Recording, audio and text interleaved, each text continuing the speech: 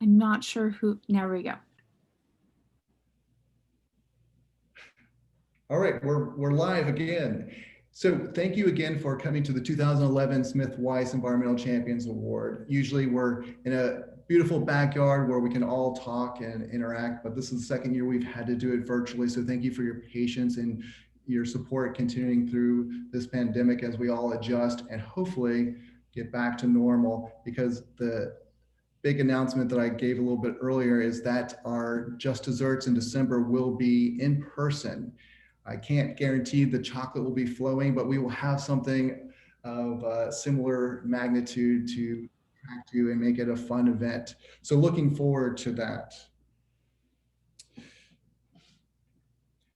As you're aware that the Los Angeles League of Conservation Voters works in all 88 cities and at the LA County level to elect people who are pro-environment, pro-sustainability, and pro-environmental justice, and also measures in each of these cities and county. So what we've done is work at each level, from school board to water board to city council, and our board brings together our collective knowledge to be able to understand what are the most salient issues. So we thank all our board members for being so involved and volunteering their time. We know that environmental justice has a larger scope, that it also includes social justice and economic justice.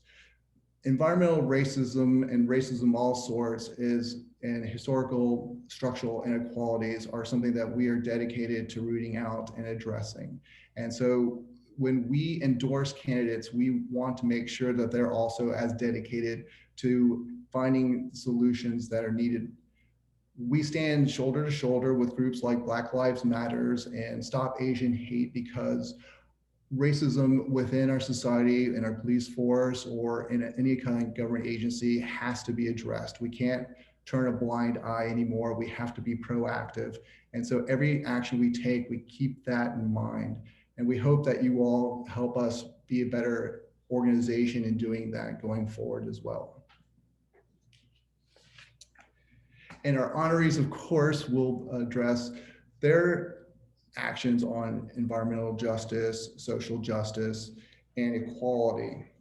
So let me explain a little bit more about what we're going to be doing today. So each honoree is going to speak for 10 minutes, and we'll have 10 minutes of Q&A.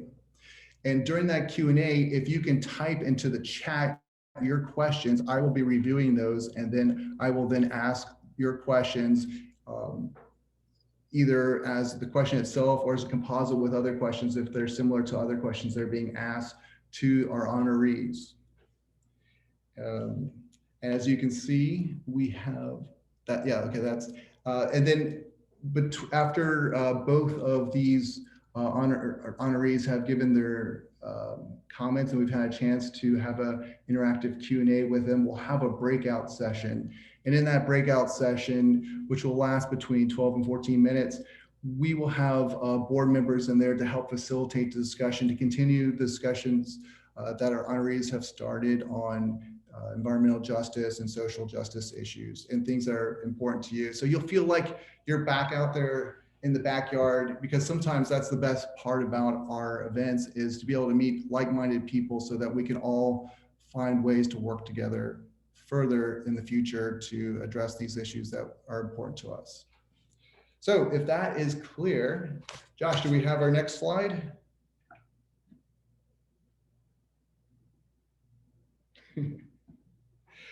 Yes, we want to recognize all the senators, assembly members, mayors, city council members, water board members, and school board members who have joined us today. We really do appreciate being connected with you and working with you. Of course, we're a political action committee, we're not a lobbying committee, but we understand that each time we connect with you, we're able to help each other continue to move forward in the ways that is important to all the community. And that is, again, what was the most important thing, is that we may love clean air and clean water, but we also must love the people who all have a right to drink clean water and breathe clean air. So yeah, and of course, as a political action committee, the most important thing is we endorse, we get the word out, but we also use the money, all the money that we're given, to give to the candidates. We're an all volunteer board. All the funds go towards supporting the elected officials that we endorse or the measures that we've endorsed. So it's important to understand that you are what drives us. And so we appreciate your donations today. If you're feeling like you need to do more and you can do more, we really would appreciate you going on to LALCV.org and adding additional contributions.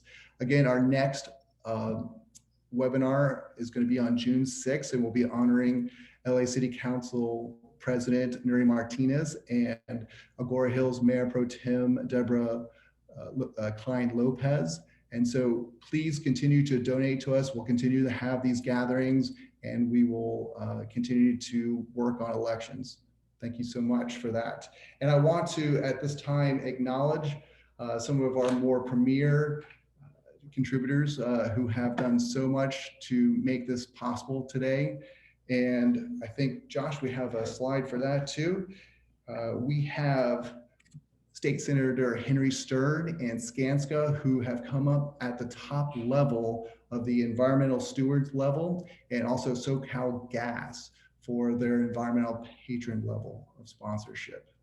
So all this is going towards making sure that we can really focus on the communities that have been underserved and have had to deal with environmental burdens at a greater level. So that has become our focus and how we use your resources. At this time, we would also like to start to acknowledge do our land acknowledgement. So our board member, Jesus Alvarez, will do that at this time. Hello, my name is Jesus Alvarez. I serve as a senator for the Fernandino Tataviam Band of Mission Indians and serve as the president of the Tataviam Land Conservancy. So normally we'd be in the downtown area, and this area is from the tribe Gabrielino Tongva. And the Tataviam, Fernandino Tataviam is more San Fernando Valley. But as we engage more with the community and engage such groups as these, we do help heal the land and bring it back to with like-minded people. So appreciate being here, appreciate everyone, the attendees, and I hope to engage with you and work together. And it's pretty exciting to be in everyone's company. So thank you, and thank you for honoring the land this way too. Thank you, Jesus. And by acknowledging the land and acknowledging our pronouns, like mine is he, him, his, is we're not so much talking about ourselves, but we're also saying that we're all equal, that we're cutting down the hierarchy. We're making sure that no life is above others, that all voices are equal, and everybody's welcomed at the discussion. And to continue our discussion, at this time, I would like to introduce our first Environmental Champion awardee, Senator Maria Elena Durazo. It's my honor to introduce you. You were first elected in 2017, and you're representing the 24th State Senate District. That's East LA, Los Angeles County, East Los Angeles County. Of course, we know that you have a very early social justice active movement participation from your youth. Starting with the Chicano movement, your brother got you introduced in college. And from there, you went into the labor movement with the International Ladies Garment Workers Union. And later, you became the executive vice president of Unite Here International. You were the first woman to be elected as the secretary treasurer of the Los Angeles County Federation of Labor. And of course, you have served in many civic capacities. Mayor Tom Bradley appointed you to the Los Angeles Airports Commission, and also Mayor Reardon to the Parks and Recs Commission. And you've also served on the California Coastal Commission, something near and dear to this organization's where we got our start on protecting the coast. You, Senator Elena Durazo, have received from the CLCV a 90% rating for your voting in the past year, which is an environmental champion standard. And we are so honored today to present to you, and it will be mailed to you, the Environmental Champions Award from the LALCV. And I would like to hear from you more on accepting this award and telling us more about what you are doing on environmental justice and social justice. Great. Thank you, Jim. I really appreciate, let me see, I'm gonna make sure, yep. I really appreciate that introduction. You went pretty far back to Mayor Bradley, which is pretty cool, because I was, very much honored to serve in that capacity for him. And on the Coastal Commission, with Speaker Wesson, who had appointed me. So those were all different capacities that really opened my eyes and helped me connect to the various parts of our justice movement, that we shouldn't be, sort of siloed out there. Something that Reverend James Lawson also worked very hard to try to teach us, that not to do our work in silos, but be connected. So thank you for the introduction, and also congratulate you all, because I know that you rely on volunteers. Just as a union organizer, I relied on the rank and file to be volunteers. I relied on the rank and file to be the shop stewards in their workplaces, or to be the volunteer organizers in reaching out to workers who didn't have yet the representation of a union. So an organization is so much more powerful when we all volunteer, because there's just something about, doing it with their hearts and soul, and day in and day out, and that adds to our capacity. And frankly, that's the only way to have power, in my opinion. So with that, we have been in a very, very challenging year. Something I know in the past we were always in a challenging time, always, but this is certainly something that's going to stand out far above and beyond most things. We're so, I think all of us are so glad that we work so hard, and people work so hard across the nation to elect President Biden and Vice President Kamala Harris. This administration and their plans to immediately jump in have been just extremely helpful. And I speak not only about the message that they give, but also about the resources, the funding that they will give to us across the nation. And because of the federal funding, because of our unprecedented budget surplus, we have an opportunity. And it's our job as a movement, it's our job as a legislature to translate all that into real change.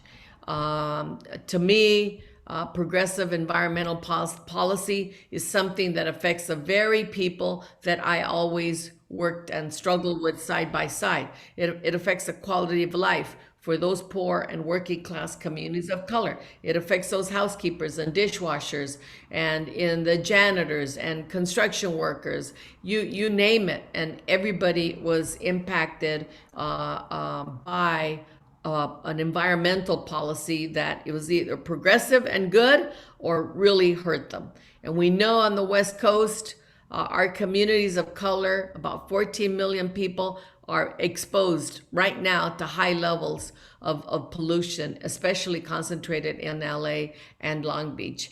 And they're feeling, our communities feel that impact every day. We have nowhere further than to look than the Exide Vernon site. How for decades that Exide engaged in those kinds of practices, including contaminating groundwater, emitting toxic materials into the neighborhoods, and creating what is known to be the worst environmental disaster as far as impact in California. Exide left California on the hook for their corporate actions, and they used the bankruptcy laws. And not only use the bankruptcy laws on its environmental responsibilities, but bankruptcy laws have also been used against workers being able to get what they deserve. So they avoided their responsibility. Now it's up to our legislative action to do what we have to do to avoid another Exide. And that was why I introduced SB 575 with our co-sponsors Earth Justice, to do something about the future, to stop bad actors and hold them liable before the bad situation becomes intolerable, but stop them and make them responsible in every way possible. Alongside my colleague, Senator Gonzalez, on the Senate side, we propose in the budget $500 million to clean up the facility and the surrounding neighborhoods, including Boyle Heights. And Governor Newsom is now committed to that budget item, clean up the community, the area, the homes, the parks, everything that's been poisoned. But imagine having to use $500 million of our taxpayer dollars where Exide was responsible. I also worked with our sisters and brothers to stop the use of chlorpyrifos, and I finally learned how to say it the right pronunciation. I tripped over it like 20 times. Chlorpyrifos. But we have a much work to do to stand up to the irresponsibility of companies. And we have to do that on multiple levels of government as I learn more and more. We can do a better job to hold polluters accountable.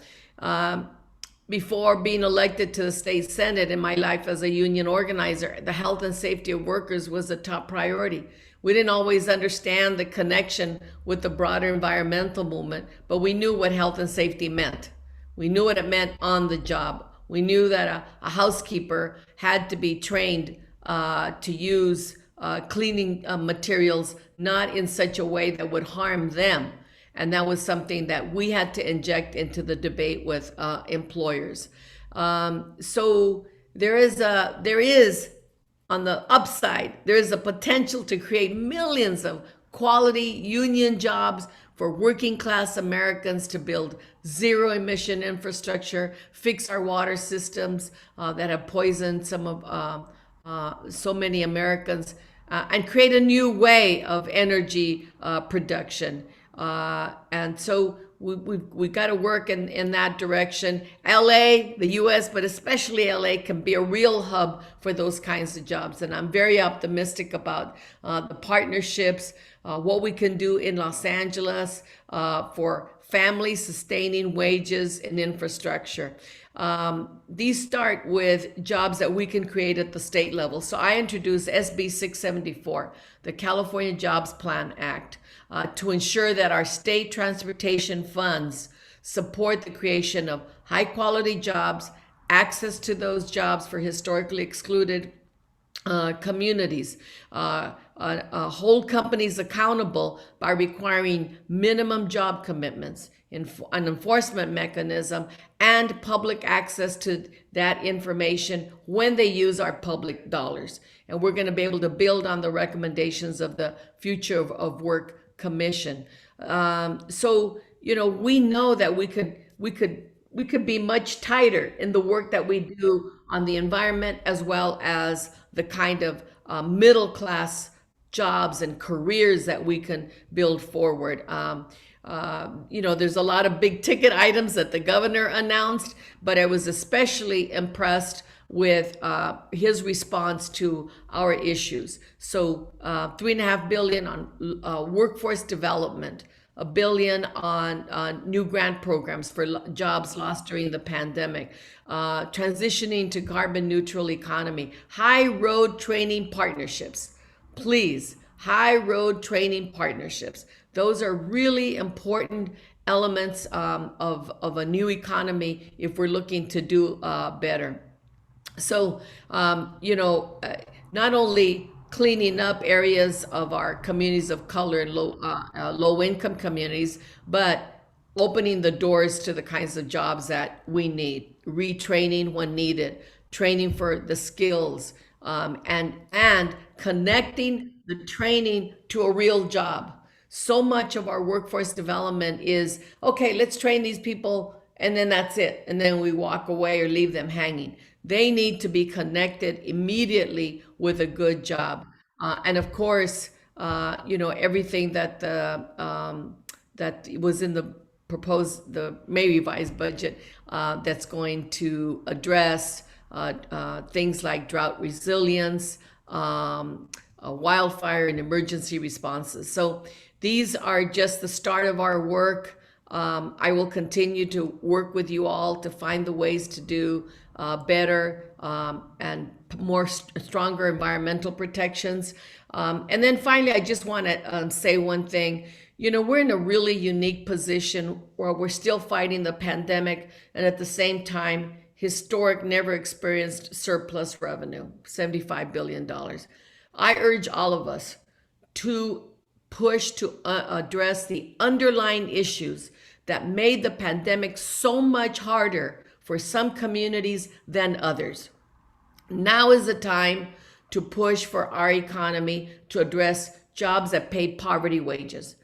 In fact, there are jobs that don't even pay half of the minimum wage. The garment industry has found over and over and over a third of the minimum wage, $5 an hour, is what's paid to garment workers. But there's a sustainable, there's a group of business people, 125 businesses who say we stand for good working conditions, paying well, and sustainability. That is extraordinary, and that's what we're talking about. But let's address the issue of the uninsured, like undocumented, who don't have access to preventative health care. Address the digital divide in our education system. Let's do that now. Let's not leave those things off the table. They are at the core of what we should be all about. So, gracias, hermanos y hermanas. This is a very special acknowledgement, and I appreciate all the work that you do day in and day out. All right, I'm clapping for everybody.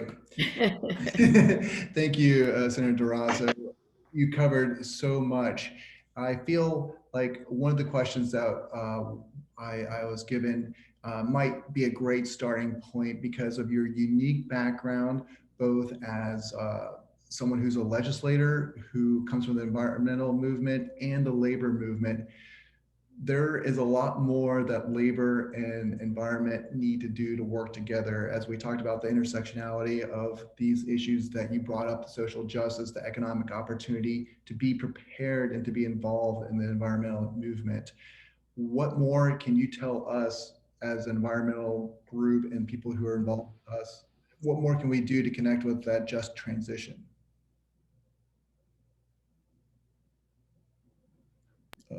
I think, thank you very, very much. I think there's the issue of the jobs and the careers. We have to do a better job, one, of requiring that to be part of every environmental protection, every environmental measure that we take. We have got to think about what kinds of jobs is that creating.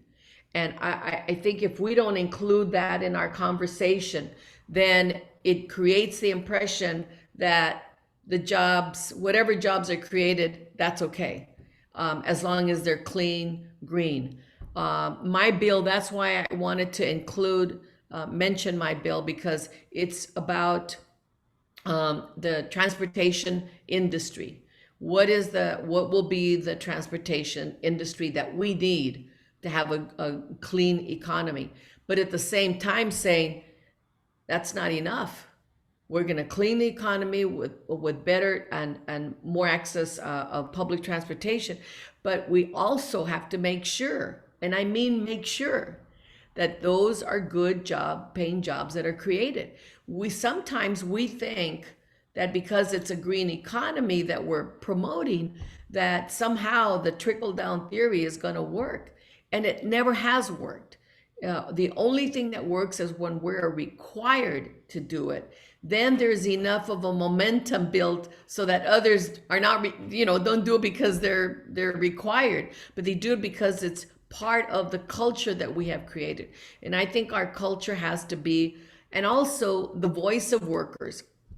We're in one situation where the voice of workers is as important to talking about a clean environment as people who live, as when they go home to their communities. So as I mentioned, health and safety on the job is really, really important. The overwhelming majority of unions that I know have language in their collective bargaining agreements about health and safety. We understand health and safety, and that voice is very powerful to be able to talk about health and safety outside of our workplaces, health and safety and how it connects to the communities where we go home to. So I just think we need to be more explicit about our issues and bring them in together so that they're not seen as we can take one or we can take the other. We can have some good jobs, but that's okay if it's, dirty energy, or we want clean energy, but that's okay if they don't pay good wages. We have to make it so that they are absolutely linked every time we have the conversation, I think. Thank you so much. Recently in the news, you mentioned Exide and the disaster that created there, $500 million cleanup. Hopefully that goes through with the May revise, that funding for you. But we've also seen off the coast, previous Coastal Commission, PV, the DDT contamination that they're finding out is magnitudes larger. And then you talked about how we got to make sure that going forward, corporations are held accountable. We got to close the loopholes. I'm scared. What should we be doing in LA County to make sure that that's a reality? That what's the next Exide, or what's the next loophole that we need to work with you to make sure it's closed on legislation or with city councils? Well, I might go to you for that answer. I just know that one of the things that's happening around Exide, and I think there was some of it to some degree in the past.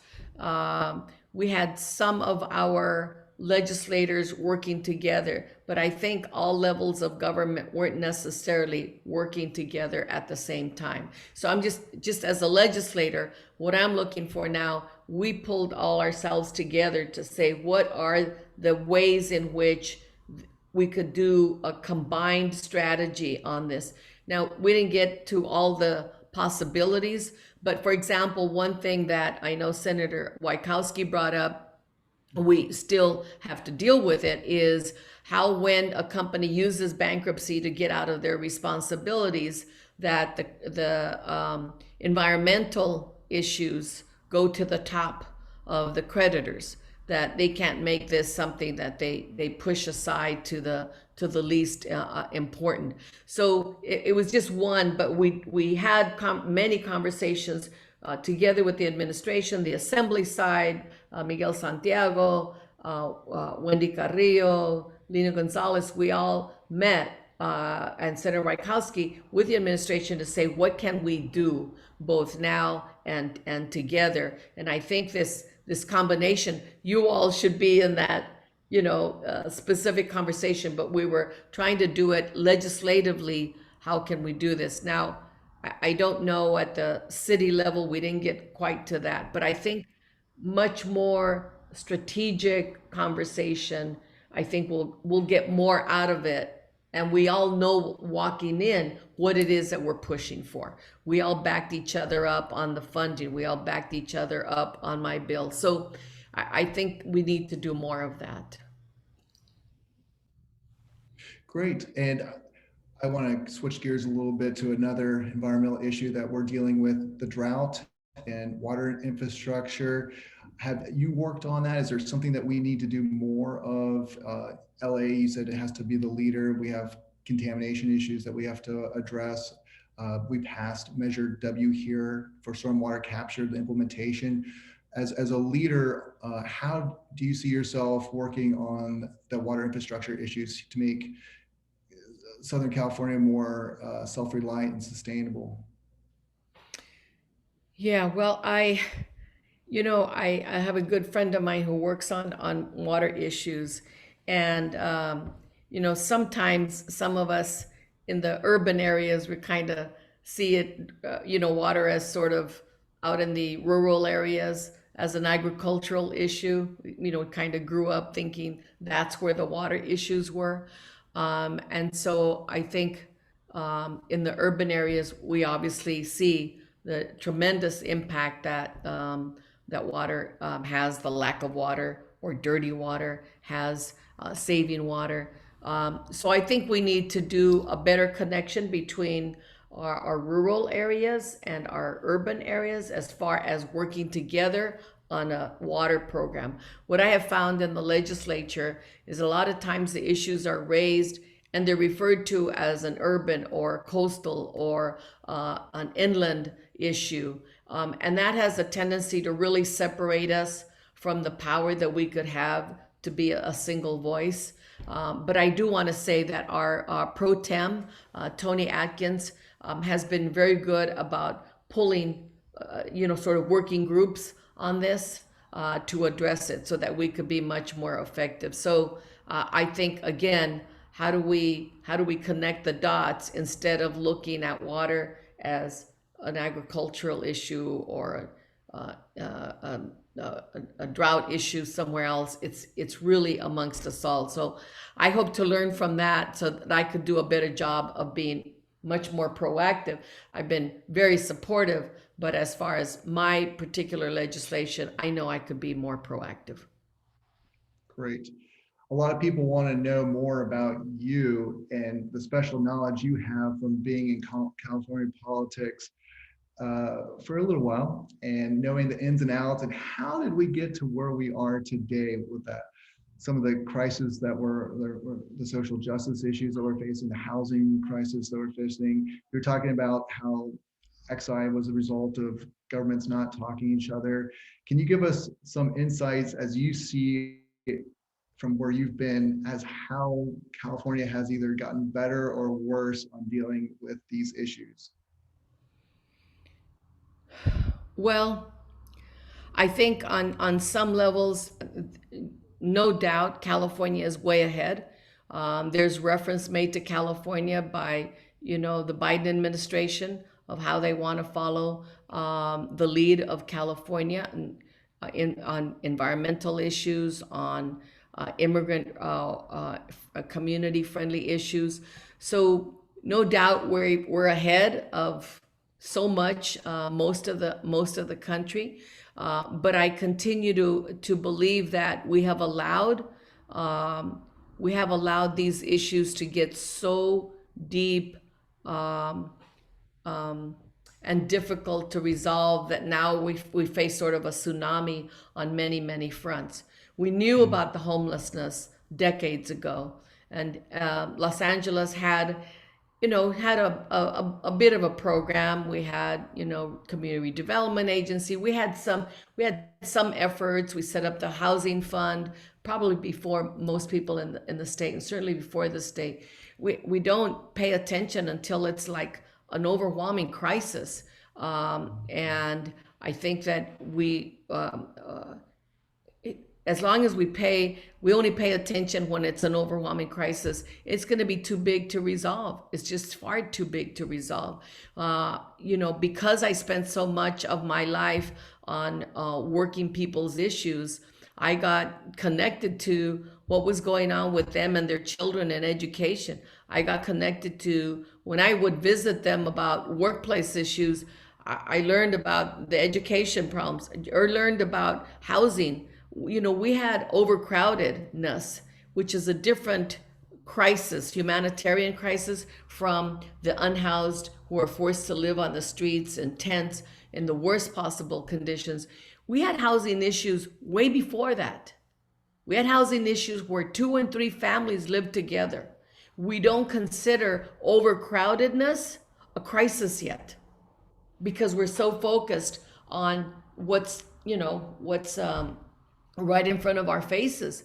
But we have extreme overcrowdedness in many parts of our state, and we're not paying attention to that in the same way. So how bad do things have to get before we raise the issue and push hard on the issue? So I know we have pushed hard on the immigration front. We've won. We've made a lot of progress on there. But think about it today.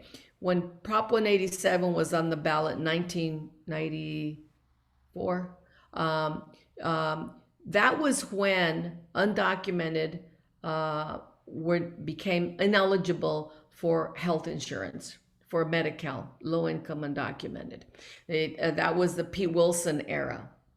That's when that happened. Here we are 25, 27 years later, an undocumented, we're barely trying to catch up with them having the same access to Medi-Cal that other low-income Californians have access to. So what does it take to make progress? We haven't made progress on the health insurance front yet. That's why those workers turned to the labor movement, because government was unresponsive. The single most important reason that immigrant workers organized to be in a union and fought to keep their union was for health care. Single most. So I just, to me, we got to focus. I understand that, but we can't wait until things are so bad that then it's overwhelming and it's far more difficult. Well, thank you, Senator Durazo. We could keep talking forever. Luckily, I think I read that you're up for re-election in 2022. So yes. we will be back in touch and keep talking and working with you. And thanks again for everything you do. And you all, please, let's keep educating me on the particulars and ways in which we could collaborate a whole lot more. Thank you. Appreciate you all very much. Okay, thank you so much. Thank you for this recognition. Muchas gracias. Hasta luego. Hasta entonces. All right, before we transition to our second speaker, we want to take this time again to acknowledge, Josh, do we want to do that now, our sponsors? Are you pressing magical buttons in the back? All right. Oh, go back. Thank you so much. Yes. Again, I want to acknowledge our environmental stewards, Senator Henry Stearns and Skanska. They've been great supporters of us for many years, and also for our environmental patron, SoCal Gas. There's so many other supporters that we'd love to support and to acknowledge, and here they are right in front of you. So thanks again. This is what makes us be able to do what we do and to work with great leaders like Senator Durazo. What else do I need to say, Josh? I think that that covers it. So we've already acknowledged all the elected officials that have joined us today, and thanks again to all the people who bought tickets and will be joining us on June 6th for our second installment of this webinar. At this time, I would like to introduce our second Environmental Champions Award to the Asian Pacific Islanders Forward Movement, API Forward for short.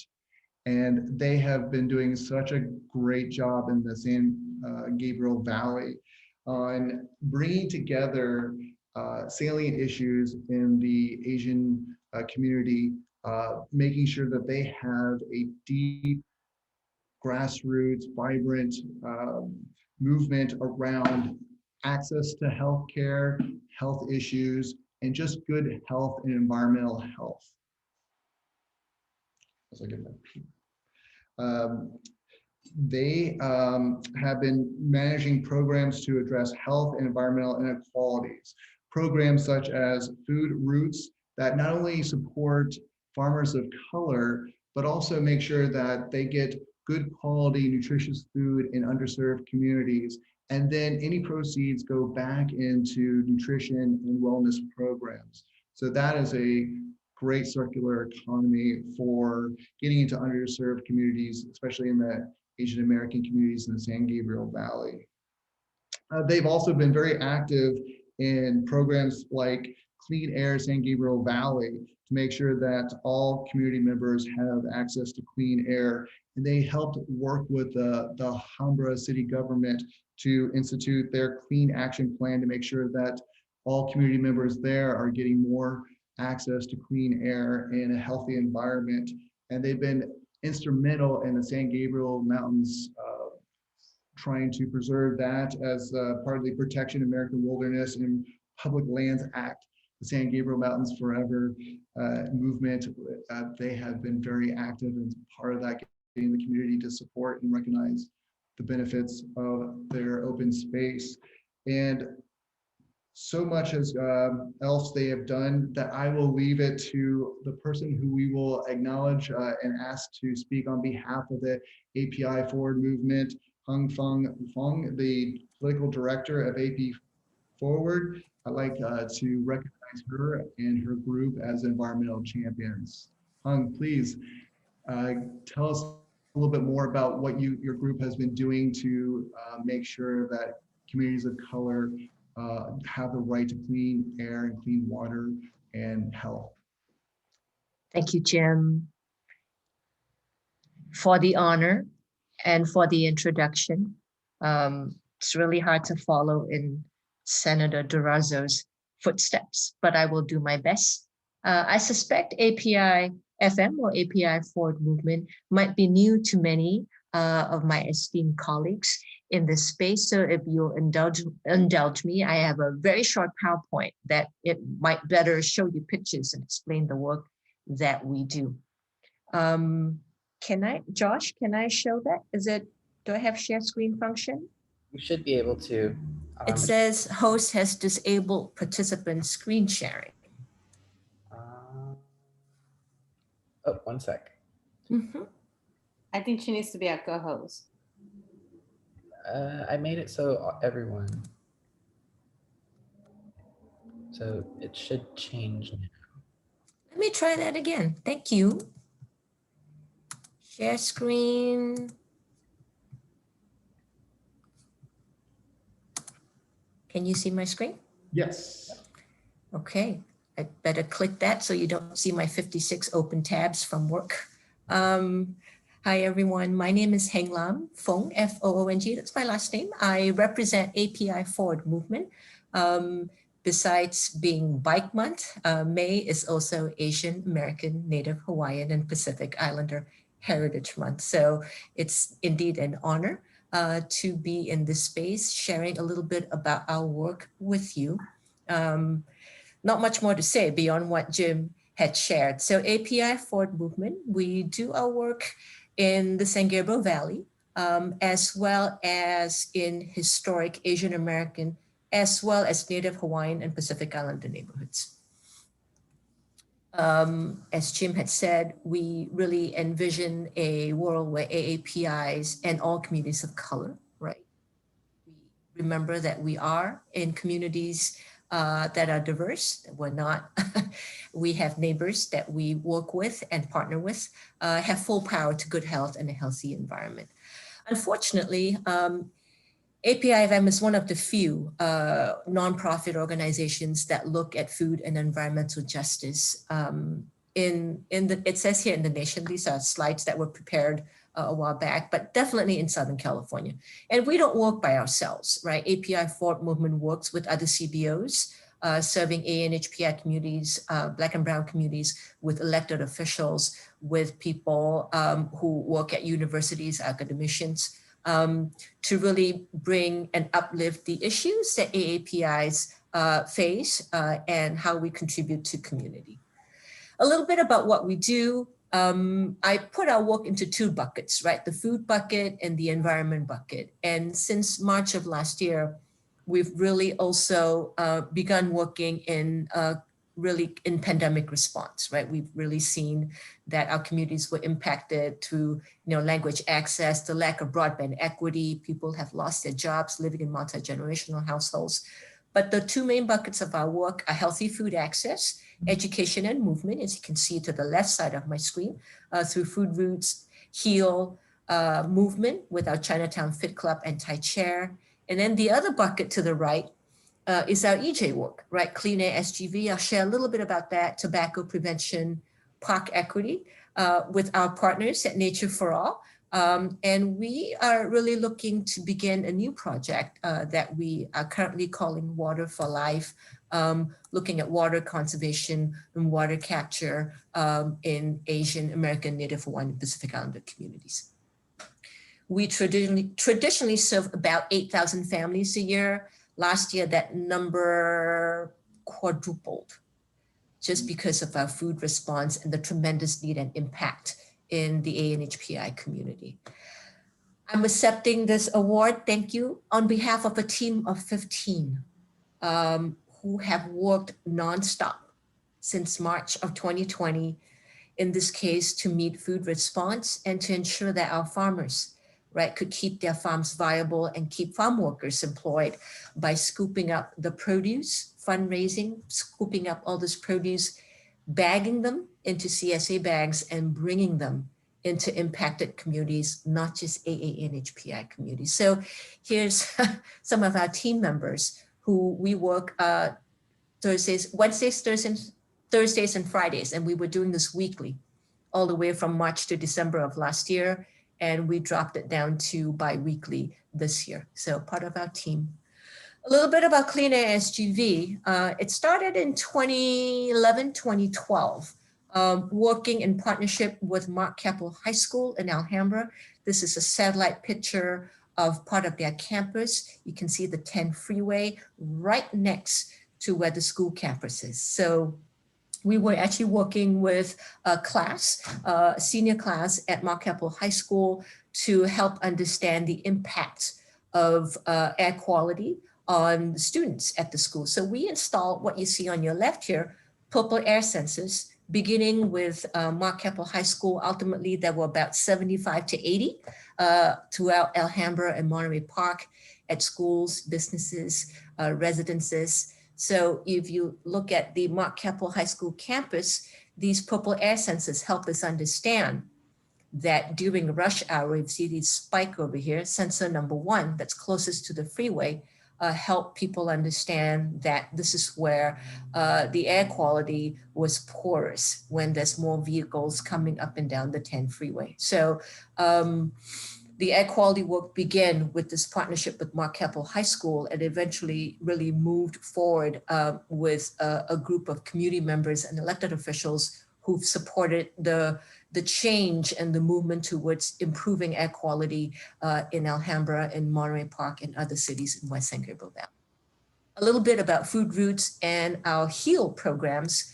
Food Roots began partnering with local Hmong farmers, Asian American farmers in Central Valley and other farmers of color to source culturally relevant produce for our communities like kailan, bok choy, and bringing that to our offices in downtown where we sort and then bag it and bring it to schools, to clinics, to hospitals, CBOs, restaurants. It is a social enterprise, and what little profit that we make goes back into nutrition, cooking classes in the community. This was the model that we started with back in the early 2000s, and we resorted to doing this model during the pandemic for food response. Some of the farmers that we work with, David Toe of Yochang Farms, Ken from Top Notch Produce, and June Moa out of Dream Farms in Fresno, California.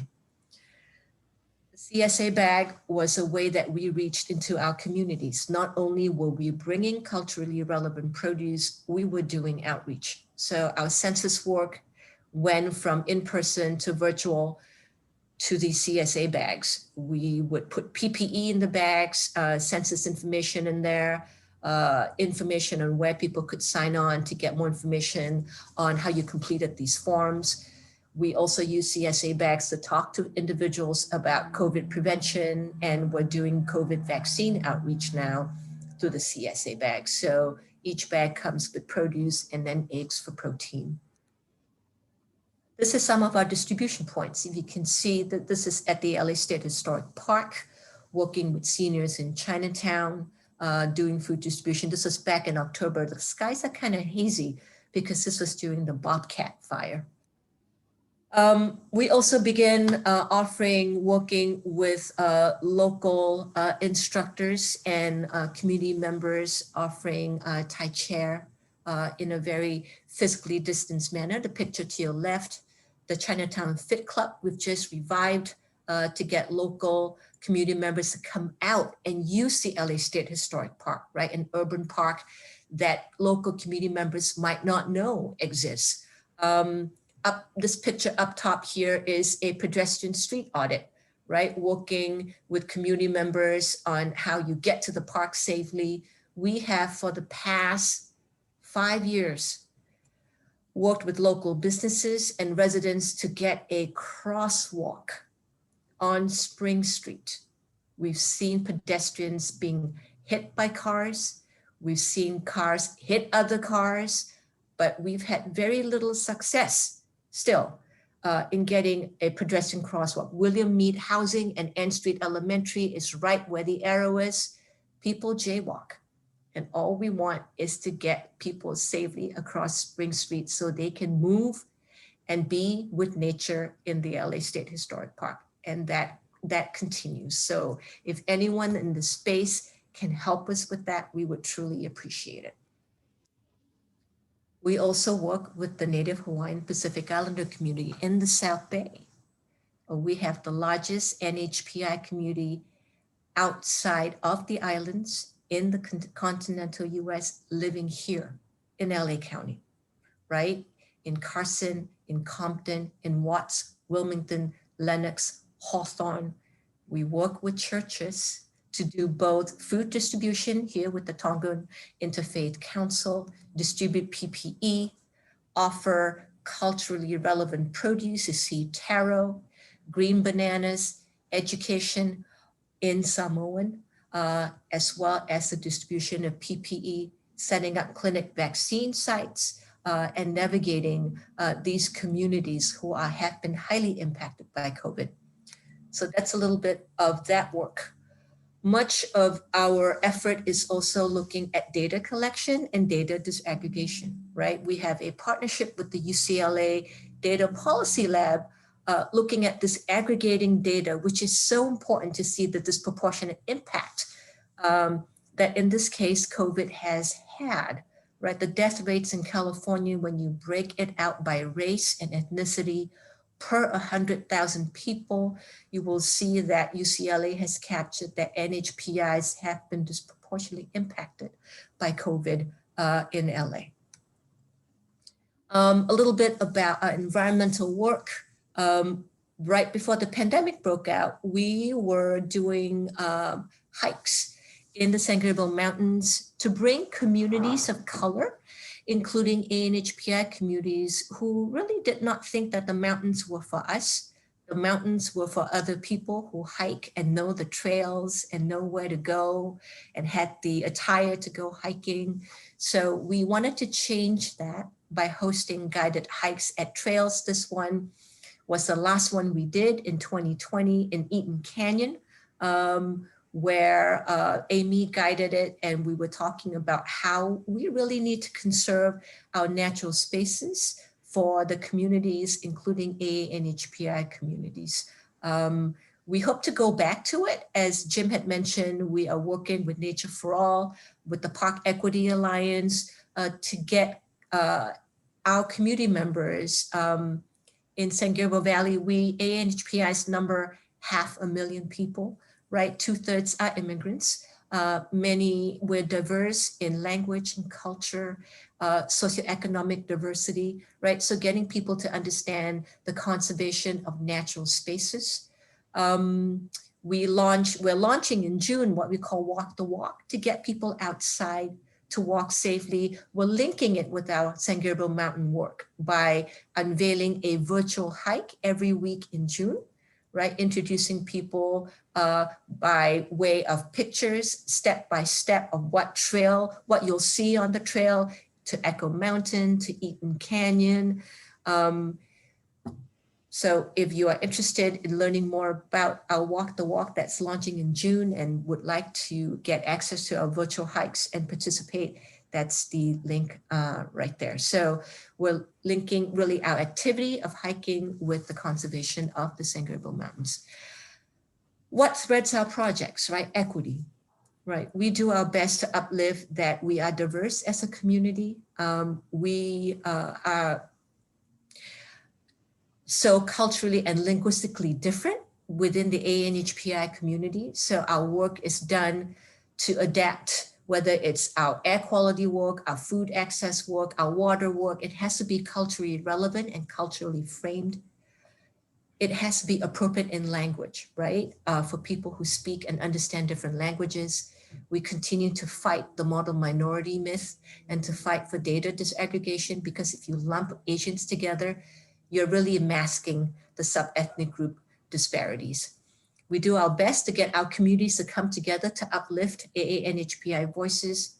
And we work with partnerships, right? We work, our Park Equity Alliance is with Black and Brown park advocates really to fight for, these natural open spaces for all our communities to be healthy, to enjoy and to thrive. So our work is also built on partnerships. Last but not least, thank you to LA League of Conservation Voters for this recognition. These are some of our funders for this year.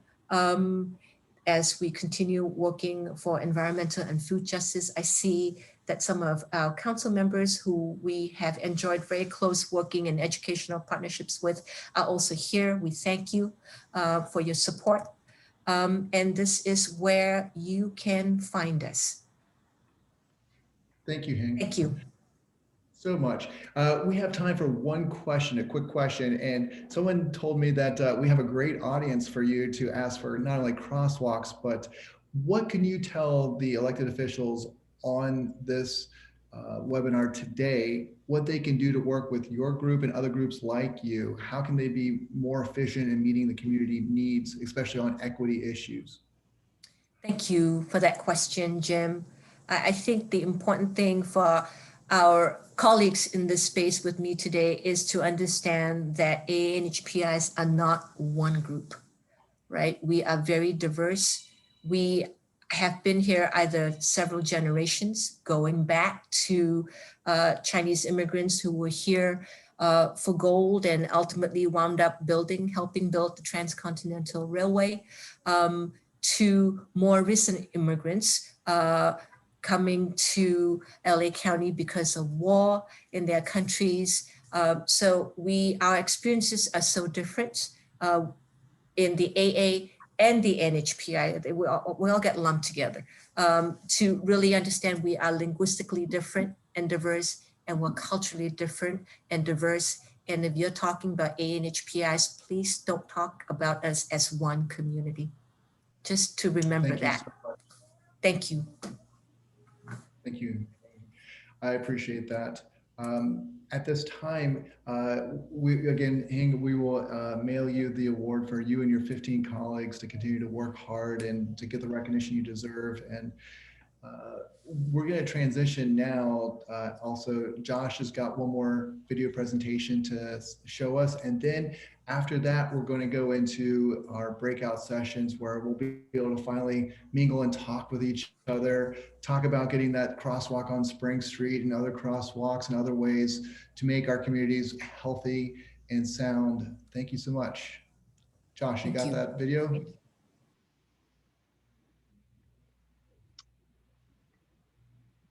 Hey, what's up, LALCV? It's Henry Stern here. Hey, I'm so sorry I can't be there live to zoom in to your first part of the Smith Weiss Awards here today.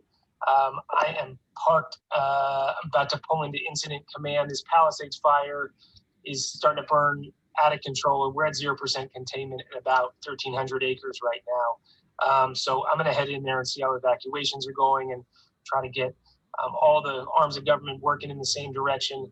Look, the climate crisis is real. This is not a game, not just a tweet. But I want to thank you for recognizing a true force in nature in Senator Maria Elena Durazo.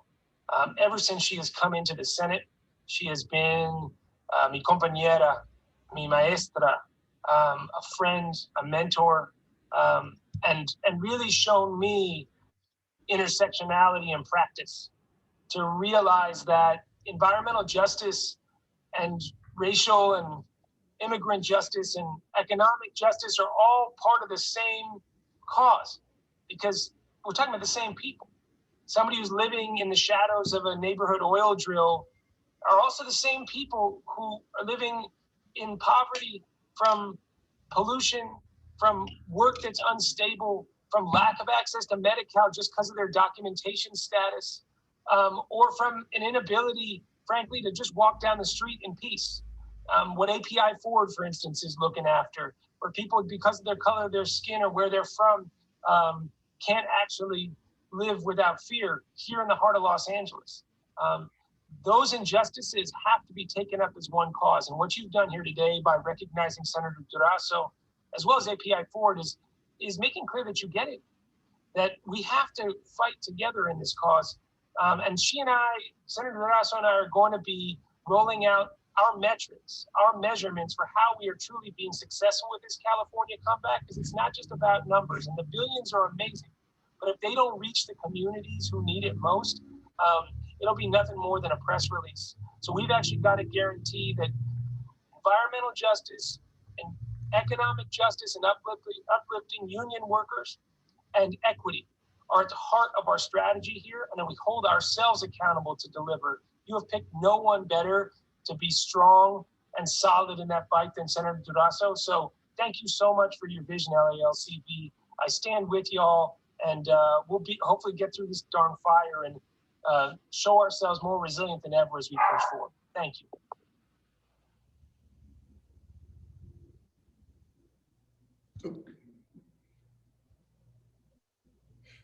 Great.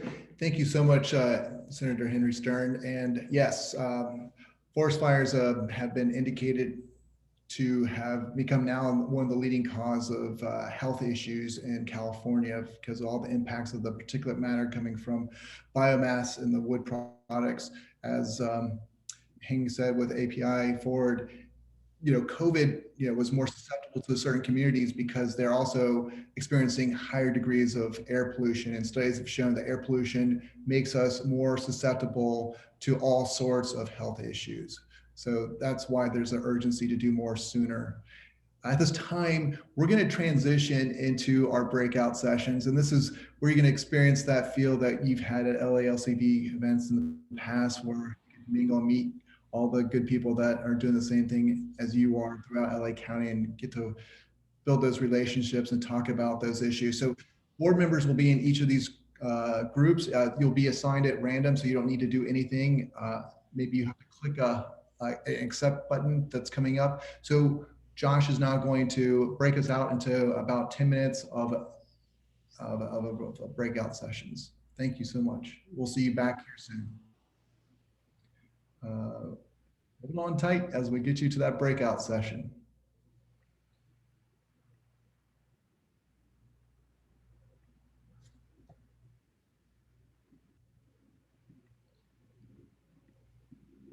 Technology is on our side today. Hey, what would be a webinar without something like this? We can just do one giant backyard right here and start talking about things. Or Josh, do you have us in a breakout yet? They're coming. Okay. I think it's All right, why don't you lead us in a big group breakout session? What follow-up questions do you have for all our supporters and board members? well, one thing that I want to highlight that is exciting, and since I have been a board member with LALCV, is the transformation and the evolution that we had as a board. And that evolution wouldn't be possible without all of you seeing your work. So much of what we do is a reflection of the work that you guys are doing on the ground. So from making our board more diverse to also doing a deeper analogy of where we want to, endorse folks. So it's very exciting to see that and be part of the board and see the evolution and the change. But I think we're going into yeah. Everybody press join, the blue button, and we'll see you in little breakout rooms right now.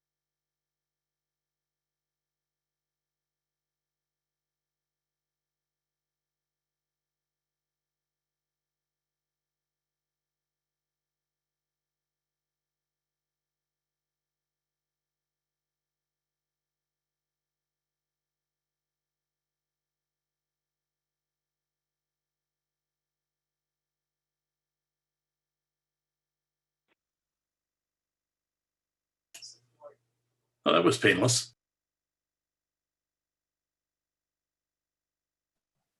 Jim, you're on mute. Well, I hope nobody experienced any duress. I heard someone said that that was painless. Hey, so I hope you met some people that you hadn't talked to before, or reunited with other people. And again, we started talking about all the things we want to do when we can start getting outside together. And that's going to happen soon. I know Jonathan's Climate Resolve is doing their first hybrid event in June for cool cities. And of course, we'll be doing our Just Dessert, so keep track of that. Again, I want to just wrap up by concluding with saying that you've seen what importance it is for all the elected officials in our county to get together. As Maria Elena Durazo said, some of the travesties that happen to the environment happen because our different levels of government are working together. So hopefully LALCV can be a nexus to bring us together like these, to have people talking, to share information, to get crosswalks put in where they should be, to get through all the challenges that are ahead of us. I think Jonathan might have said it once before that, you know, climate change can be daunting, but let's talk about what we can do here locally on our street level and be a leader nationally. So again, as you can see, LALCV.org, please continue to donate. Our next event is on June 6th with LA City Council President Nuri Martinez and Mayor Pro Tem Deborah Klein Lopez with Agora Hills. So we'll see you back then, but I want to again acknowledge everybody who has done so much this time to make this event possible. Here are our sponsors again. Henry Stern, of course, you heard from. Scansco will be at our next event, and SoCal Gas, Athens Service, PowerFin Partners, Rick Zuber, Speaker Rendon, Assemblymember Freeman, Bruce Saito, Ruben Gonzalez, Jonathan Parfrey, Kendall Gagan, Ben Allen, thank you, Senator Ben Allen, Bob Blumenfield, thank you, Council Member Bruce Resnick, Honorable Fran Pavley, Jeff Maloney, thank you so much again, Mike Young, former board member, Ron Stone, thank you, Ted Bernanke with Clean Power Alliance.